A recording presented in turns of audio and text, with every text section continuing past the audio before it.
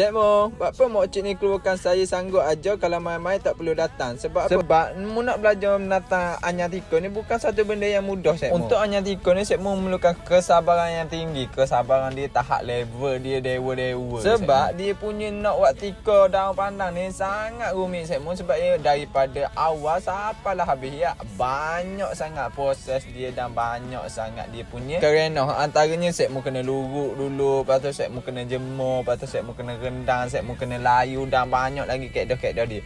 Kalau dalam TikTok aku ni pun aku banyak dah skip dia punya kaedah-kaedah ataupun cara-cara dia. Sebab tu orang hak tak ada level kesabaran yang tinggi tu Cik Mo tak boleh buat. Sebab apa? Nak menganyam pun bukan satu benda yang mudah bagi aku nak taja tu. Dan bila dah dapat proses taja tu, dan Cik Mo akan senanglah sikit untuk menganyam. Menganyam ni proses dia agak senang sikit, tapi proses sebelum-sebelum tu untuk menghasilkan sapan nak tahap anyam tu bukan satu benda yang mudah.